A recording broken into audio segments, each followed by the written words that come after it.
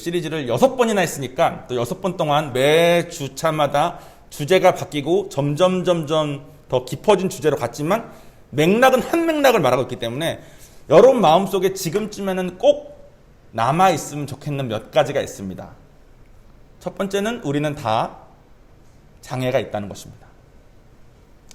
장애라는 단어가 기분이 나쁘지만 또 세상적으로 봤을 때는 자기애적 성격장애나 강박적인 성격장애 혹은 어떤 분야에서는 편집증적 성격장애가 장애로 안 보일 수도 있습니다. 그 장애가 살기 참 도움이 많이 되니까 남들이 부러워하고, 그런데 그 장애 때문에 하나님이 필요 없는 삶을 사시는 분들은 결국은 장애인 거죠. 우리는 하나님이 필요한 존재로 창조되었는데 하나님이 필요가 없는 거야, 내 장애 때문에. 그리고 두 번째, 첫 번째는 장애가 있다는 것이고, 두 번째는 우리 스스로 그 장애를 고칠 필요성을 잘 못 느낀다는 것입니다. 자기애성 혹은 강박, 방금 제가 말씀드린 그런 장애분들은 자기가 이게 이로우니까 고칠 필요성을 못 느끼고, 또 어떤 분은 이게 나쁜 건 알겠는데 너무 오래되고 너무 익숙해, 그래서 고칠 필요성을 잘 못 느끼고, 그래서 다들 못 고칩니다. 그래서 배우자, 자기 아내나 자기 남편이 이렇게 좀 나 이것 때문에 좀 불편한데 말을 해도 고치기가 어려워요. 그래서 제가 예를 든 게 있죠.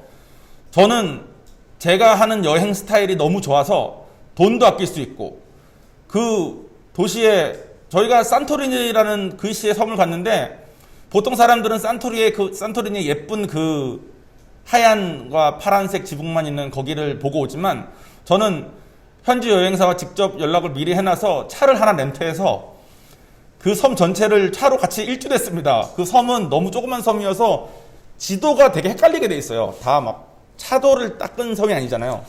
근데 그걸 다니면서 저는 막 너무 기쁜 거죠. 당신 나랑 여기 안 왔으면 이런 거 못해.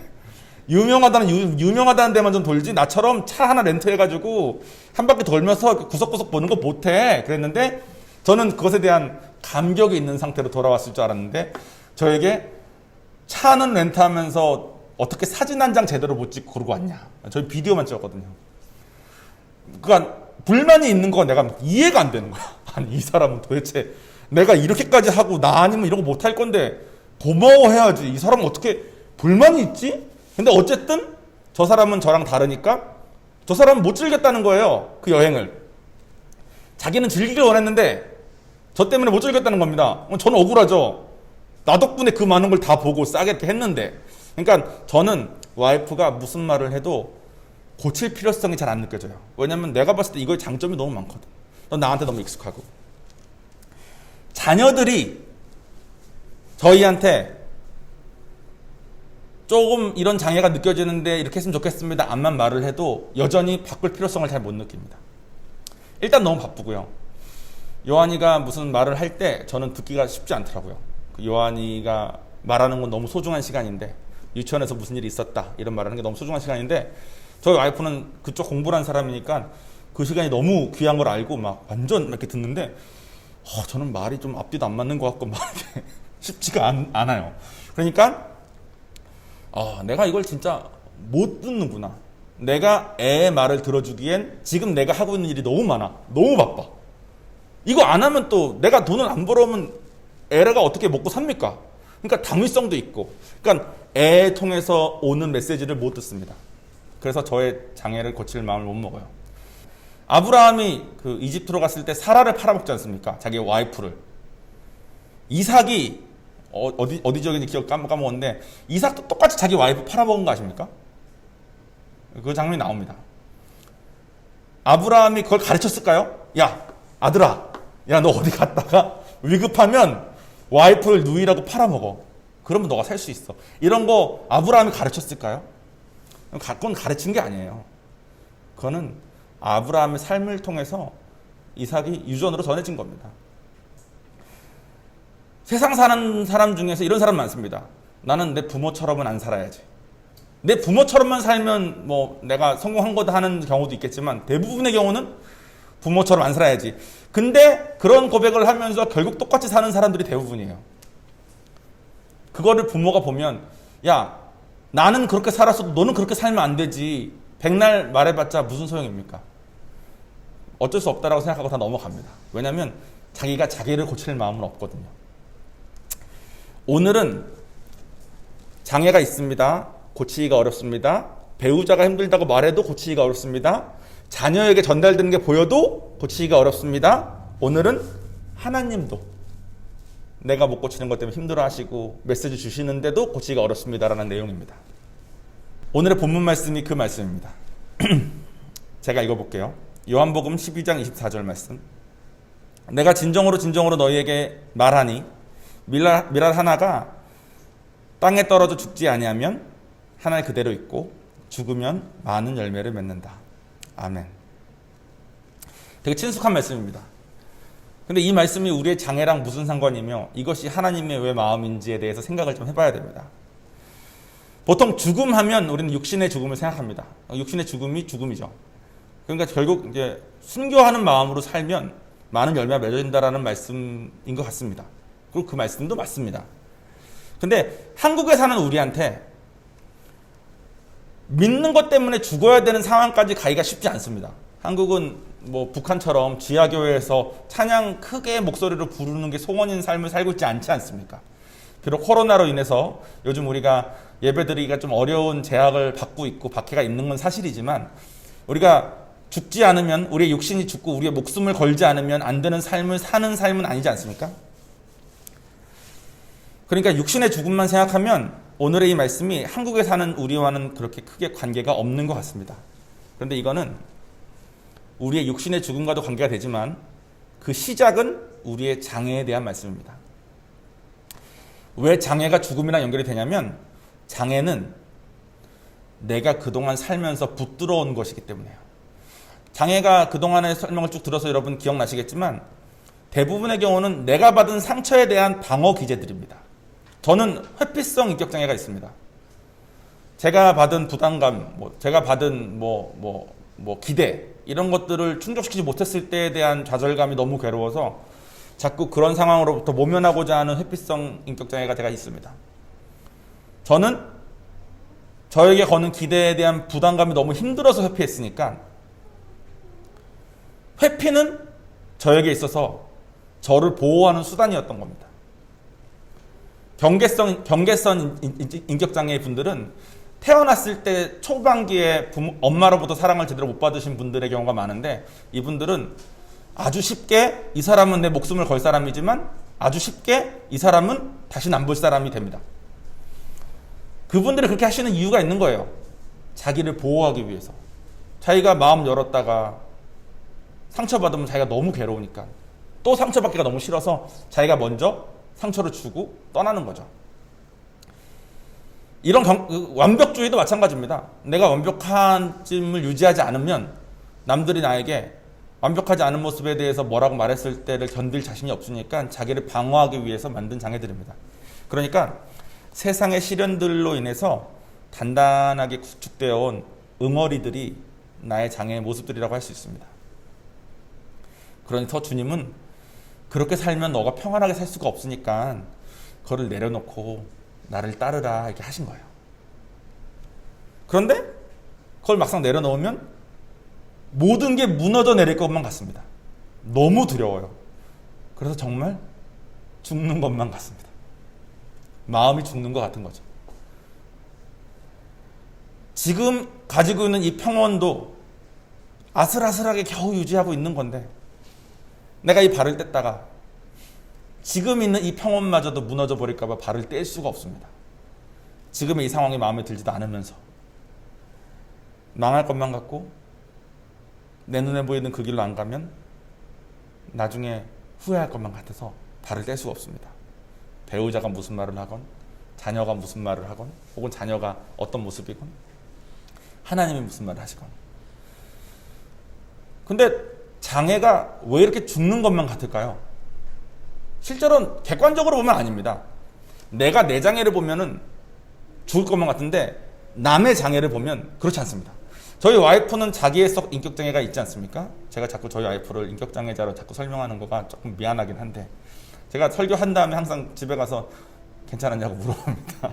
근데 회피성 인격장애와 강박적 인격장애가 있는 저에게서는 제가 가진 인격장애는 내려놓으면 정말 무너질 것 같은 괴로움이지만 자기 애는 좀 내려놔도 괜찮지 않냐.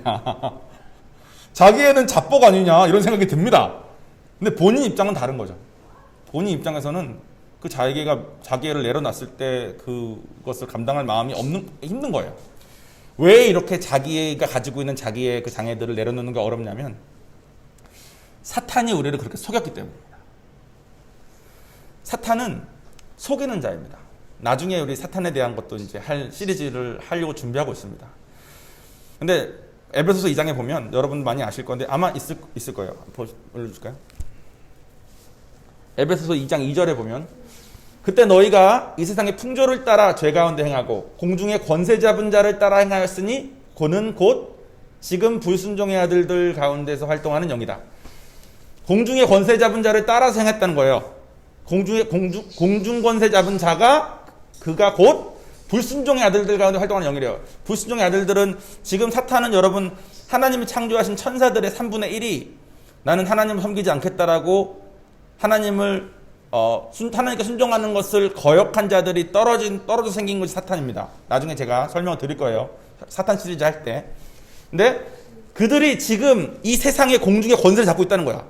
우리가 살고 있는 이 우주의 안에서의 왕노릇을 하고 있는데 그들이 죄 가운데 행하게 그들을 따라서 세상의 풍조들이 생겼고 그 세상의 풍조들을 따라 우리가 살고 있다는 거예요.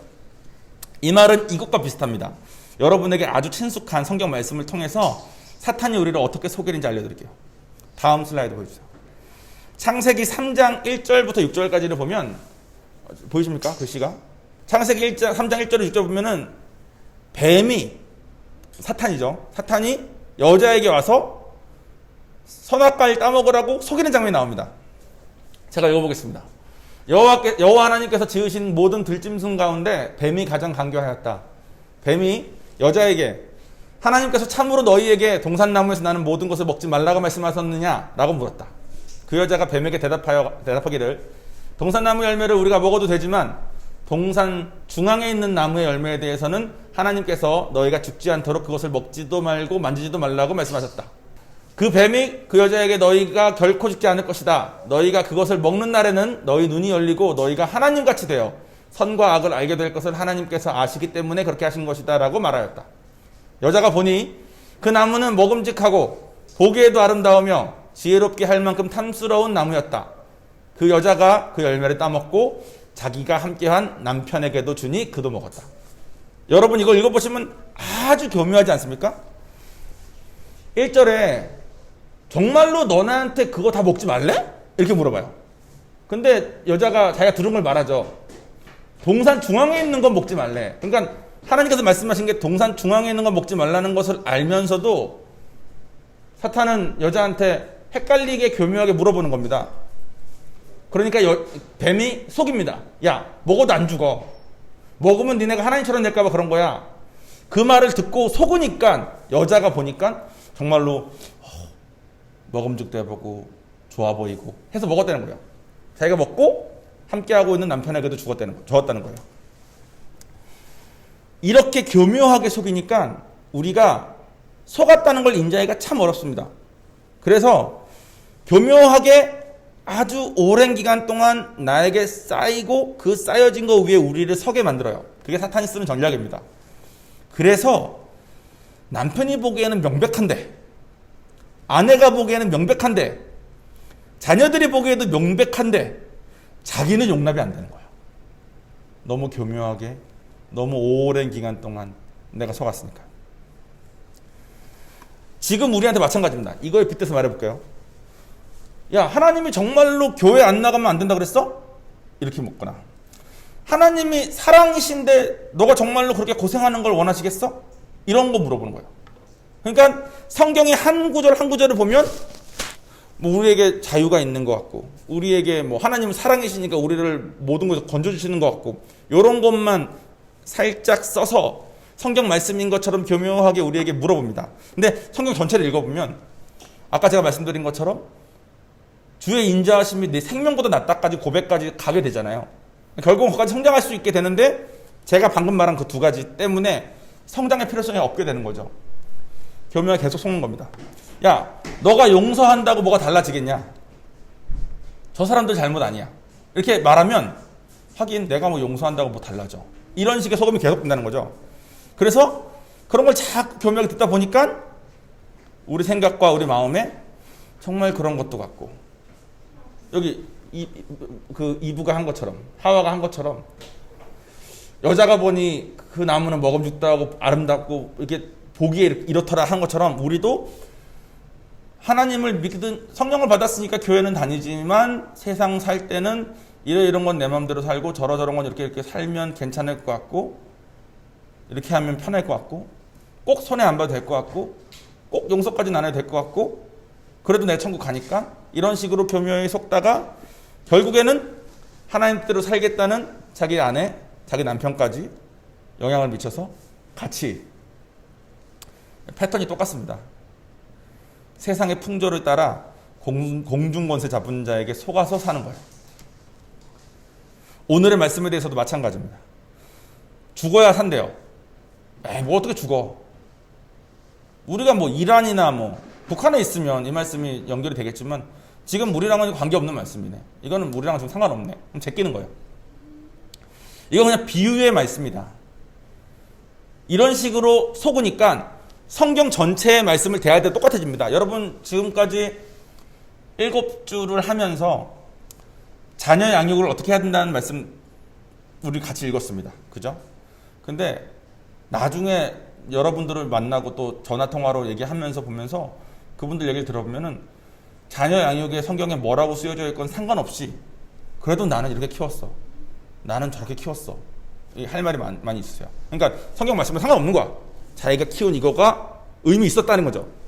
그것도 맞지만 성경 말씀이 이렇게 말한 이유가 있을 텐데, 그죠? 성경 말씀이 이렇게 말한 이유가 있을 텐데, 이렇게 말한 것과 실제 내 삶이 연결이 안 되는 거예요. 왜냐하면 오랜 기간 동안 교묘하게 속아서. 배우자에 대한 말씀도 마찬가지. 성경에 이렇게 저렇게 하래 아무리 쓰여져 있어도 그거는 내가 다 할 수는 없는 거니까 어쩔 수 없는 건데, 그래도 내가 이렇게 하고 있잖아. 여기서 못 나오는 거예요. 왜냐면 내가 생각하는 그 생각이 그래도 맞잖아 해서 못 나오게 교묘하게 오랜 기간 동안 계속 속은 겁니다. 그게 세상의 풍조라는 거예요. 요한복음 3장 16절에서 우리가 다 멸망하고 있다고, 그렇게 성경에서 제일 중요한 말씀이라고 아무리 우리가 배워도 우리가 멸망하고 있다는 생각이 안 드는 거예요. 우리가 교묘하게 오랜 기간 동안 계속 속아서. 그렇게 사탄은 우리의 마음과 생각을 끊임없이 영향을 미치고 끊임없이 우리의 삶을 장악합니다. 그래서 별일 아닌 일이 큰일 되어서 내 삶을 잠식하고, 도저히 용서는 못하겠다는 마음으로 내 삶이 곪고, 너무 고민할 게 너무 많아서 밤에 잠도 잘 안 오고, 특히 사탄이 제일 많이 속이는 게 저 사람은 절대 안 변해, 이겁니다. 그건 주님의 능력을 폄하하는 거예요. 근데 여러분 마음속에 절대 안 변할 사람들 머릿속에 많이 떠오르지 않습니까? 저도 그런데요. 뭐. 우리가 얼마나 오랜 기간 동안 교묘하게 속았는지 모릅니다. 성경 말씀이 진리인데, 진리인 건 알겠어. 근데 그것이 정말 진리라고 믿는 삶과 연결되지 없는 거예요. 너무 오랜 기간 동안 너무 교묘하게 우리가 속아가지고. 그래서 우리가 성령 받고 나서 교회를 다니면서도 다들 세상의 풍조를 따라 살고 있습니다. 교회에 와서 사업하고, 교회에 와서 배신하고. 그러니까 하나님도 너무 아름다우시고 기독교도 너무 아름다운데, 그것을 세상의 풍조 따라 써먹는 인간들 때문에 우리가 욕먹는 게 당연한 거예요. 근데 이게 정말로 속은 겁니다. 저는 회피성 인격장애가 있지 않습니까? 저는 저의 회피성 인격장애 때문에 도망가지 못하는 상황에서는 저를 지키려고 완벽주의적인 모습으로 저를 가뒀습니다. 그래서 제가 보통 뭘 힘들어했냐면, 누가 나를 오해하는 걸 못 견뎠어요. 오해하면 그 사람을 피하든가, 피할 수 없는 사람이 있을 수 있지 않습니까? 학교에서 만나건 뭐 교회에서 만나건. 피할 수 없는 사람이면은 내가 집에서 따로 열심히 준비해가지고 그 사람한테 가가지고 따졌어야 됐습니다. 이건 이거지 않냐, 저거지 않냐. 그래서 내가 옳다라는 걸 증명했어야 됐어요. 제가 그런 모습으로 사는 게, 저는 저를 보호하는 길이니까 저에게 너무 당연했는데, 그게 남들 눈엔 다 보이는 거죠. 뻔하게. 근데 그 얼바인 은혜교회 사모님께서 제가 한번 그런 말을 할 때 사모님께서 종원 형제 잠깐만 일로 와봐요. 그래서 네. 그러니까 종원 형제 그래서 네. 그러니까 우리는 성령 받았으니까 이제는 오해 좀 받아도 괜찮아. 이러시는 거예요. 한마디 하셨어요. 이제는 오해 좀 받아도 괜찮아. 그 말은 뭐냐면 이분은 제가 오해를 못 견딘다는 것도 알았고 오해 때문에 내가 힘들다는 것도 공감해 주셨고 근데 우리가 성령 안에서 이제 발을 뗄 수 있다는 것도 알려주신 거잖아요. 제가 그 말씀을 딱 들었을 때 나도 더 이상 이렇게 오해 때문에 막 괴롭고 하는 삶을 그만 살고 싶다는 생각이 들긴 들더라고요. 근데 너무 오랜 기간 오해만 받으면 말을 했어야 되는 삶을 살았으니까 이상한 얘기로 나를 모함하는 식으로 얘기를 하는 것을 듣고 있는 거를 못하겠는 그 막 마음 이것을 내려놓으면 내가 죽을 것 같은 이 마음에서 내가 못 견디고 사는 거죠. 제가 속은 거예요. 사탄한테. 근데 한번 해봤습니다. 오해받을 때 특히 제가 제 전문 분야가 영상적 분야 아닙니까? 영상적 분야 관련해서 유튜브나 뭐 구글 이런 데 보면 정말 아는 사람이 쓴 그러니까 알긴 아는데 제대로 알지 못하는 사람들이 쓴 글이 엄청 많아요. 그거 읽다 보면은 이걸 몰라서 하는 말인데 뭐 이런 게 계속 보이는 거죠. 제 전문 분야니까. 그런 분야의 것을 듣고 와서 내 앞에서 막 말하는 청년들 있을 때 내가 근데 그게 아니고 이렇게 말을 하는 거를 한번 안 해봤습니다. 그리고 자기들이 말한 다음에 나한테 물어봤을 때 얘가 너무 틀린 말을 했으니까 내가 틀렸다고 말 안 하고 그래 그럴 수도 있지 했다가 나중에 종원이 형도 모르더라 뭐 이런 식으로 소문도 좀 나고 뭐 이게 된 상황이 됐었어요. 근데 내가 원래 저면은 막 부글부글 가지고 가야 되는데 이제 안 가기로 하지 않았습니까? 성령 받았으니까 이제 오해받아도 괜찮다고. 그래서 한 3일인가 그냥 있어 봤어요. 난 내가 처음 한 이틀 동안은 막 괴로워가지고 리서치하고 막 해가지고 다 알고 있는 상태는 됐는데 끝내 말은 안 했어요. 사모님 말씀하신 것처럼 내가 거기서 자유하고 싶으니까 오해받으면 반드시 가서 따져야 되는 삶에서 나오고 싶으니까 3일 지났더니 아무렇지도 않은 거 있죠. 3일 지났더니 걔네들이 저에게 말하는 것도 상관없어지고 실제로 제가 헷갈리고 잘 모르는 것도 많고 제 분야에 있어서 그죠? 그러니까 내가 진짜 속았던 거구나. 내가 내 평생 살면서 나에게 부담이 올 때 나의 기대가 너무 클 때 나를 보호한답시고 회피하거나 완벽주의적인 모습으로 내가 있었던 것이 내 장애인데 그 장애를 내가 내려놔도 내가 죽지 않는구나. 이게 남들 눈엔 정말 뻔했겠구나. 근데 내가 속아서 이게 안 됐었겠구나. 여러분들도 아마 마찬가지일 겁니다. 실제로 그것 때문에 큰일 나지 않는데 여러분의 마음과 생각이 세상의 풍조를 따라 이미 너무 오랜 기간 동안 교묘하게 속아 있기 때문에 이게 놔지질 않는 거예요. 그래서 성경을 통해서 우리의 마음과 생각을 지키는 것이 너무 중요하다고 계속해서 가르치는 겁니다. 그 슬라이드 하나 더 있어요. 잠언 4장 23절에 보면 무릇 지킬 만한 것보다 더욱 내 마음을 지켜라. 생명의 근원이 이에서 남이라 하셨고 빌립보서 4장 6절에서 9절에 보면 이거 되게 유명한 구절이죠. 아무것도 염려하지 말고 오직 모든 일에 기도와 간구로 너희 구할 것을 감사함으로 하나님께 아뢰라. 그리하면 모든 지각에 뛰어난 하나님의 평강이 그리스도 예수 안에서 너희 마음과 생각을 지키시리라. 저는 이거 신앙생활하면서 항상 제일 아이러니한 구절이라고 생각했습니다. 왜냐하면 뭐 구하면 주시리라, 뭐 두드리라, 뭐 열릴 것이라, 뭐 이런 말씀에 익숙하다가 아무것도 염려하지 말고 모든 일을 기도하면 이미 받았다고 감사함으로 하나님께 아뢰면 주신다가 아니라 마음과 생각을 지킨대. 저는 이게 저의 실질적인 삶에는 쓸데없는 말씀이라고 생각하고 산 적이 꽤 있었습니다. 난 내 마음과 생각은 지켜주실 필요가 없는데 나는 모든 일에 기도와 간구를 구하면 하나님께서 주셔야지 되지 내 마음과 생각이 그게 아닌데 이런 생각을 많이 했었거든요. 근데 하나님은 우리에게 정말 더 중요한 것은 우리의 마음과 생각이셨던 걸 아셨던 거죠.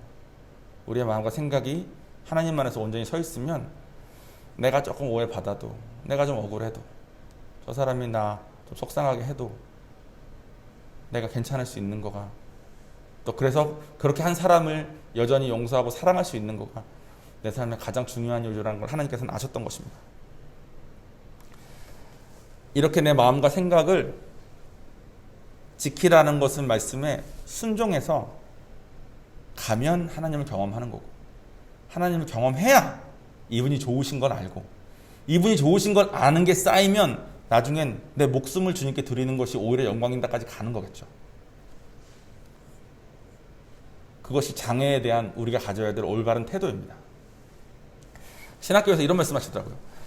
우린 다 계란이래요. 태어났을 땐 계란이래. 태어났을 때 아니라 하나님 만나기 전까지는 계란이래. 무슨 말이냐면 우리는 그 계란 안에 있는 그 노란 자와 흰 자인데 우리는 장애들로 인해서 껍질에 둘러싸여 있대요. 아주 얇은 껍질. 조금만 세게 하면 깨지는 껍질인데 그 껍질 안에 숨어가지고 벌벌 떨면서 못 나오고 있대. 내 장애. 그러니까 내 장애가 깨져서 뚫리면 내 안에 있는 노란 자, 흰 자는 너무 연약하니까 이것이 남에게 영향을 받으면 나가 죽을 것 같으니까 이 얇은 껍질에 쌓여서 막 이러고 살고 있다는 거예요.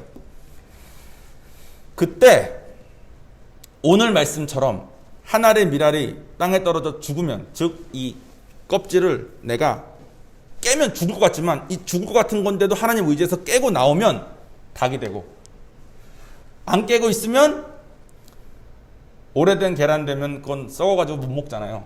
부패한 계란이 된답니다. 풍성한 닭처럼 사는 사람을 제가 몇 명 봤어요. 풍성한 닭처럼 사는 사람, 그러니까 그 말은 뭐냐면 저도 아직 계란 껍질을 깨는 중이라는 거죠. 아직 다 못 깼고 금 몇 개 가는 거, 구멍 뚫린 거 한두 개 있는 정도 레벨에서 아직 머물고 있는 것 같습니다. 그리고 깨려고 노력하고 살고 있지만 쉽지 않아요. 여전히 저도 죽는 것 같거든. 너무 오래 속아가지고. 근데 이걸 꽤나 깨고 닭처럼 사시는 분들을 보면 자기 자신을 희생하는데 별 주저함도 없고, 좀 센 사람 앞에서 복음을 들고 싸우는데도 주저함이 없어요. 그리고 여러 사람들을 다 섬기는데 사람들이 다 다르잖아요. 여러 사람들이. 근데 여러 사람들이 다 다른데 이 사람을 대할 때는 다 편해. 그 사람. 왜냐면 그 분은 각 사람에게 맞춰 자기를 희생해서 자기를 바꿔서 맞춰줄 것까지 돼 있으니까. 그러니까 주변에서 이 사람들 다 옆에 가고 싶어 하고, 있고 싶어 하고, 하나님한테 무엇보다도 불만이 별로 없습니다. 그러니까 하나님한테 감사함이 넘치니까 이분의 삶이 건강한 게 보이고. 그래서 여러분 결정하셔야 됩니다. 우리 다 계란인데 죽을 것 같지 무섭지만 껍질을 깨고 그 죽음을 택해서 닭이 될 건지, 아니면 하늘의 밀알이 땅에 떨어져 그대로 있어서 하나에 그대로 남는 계란으로 남는데 알고 보니 계란 안은 썩어가지고 계란 후라이조차 해서 요한이 먹일 수도 없는 계란이 될 건지를 우리가 선택을 해야 된다는 겁니다. 정리하겠습니다. 지금의 현재의 삶에 온전히 만족하는 사람은 극히 드뭅니다. 저는 개인적으로 없다고 생각해요. 닭이 되지 않은 이상은. 그러니까 이 말씀을 선포하고 있는 저도 지금 저의 현재의 삶에 온전히 만족하지 못합니다.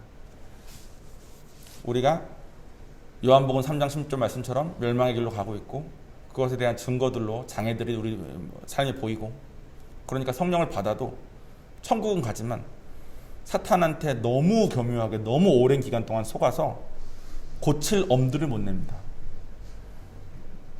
죽는 것만 같아서.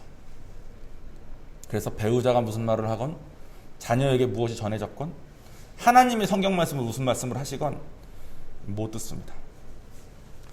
근데 성경 안에 우리 삶에 대한 답이 진짜로 있습니다.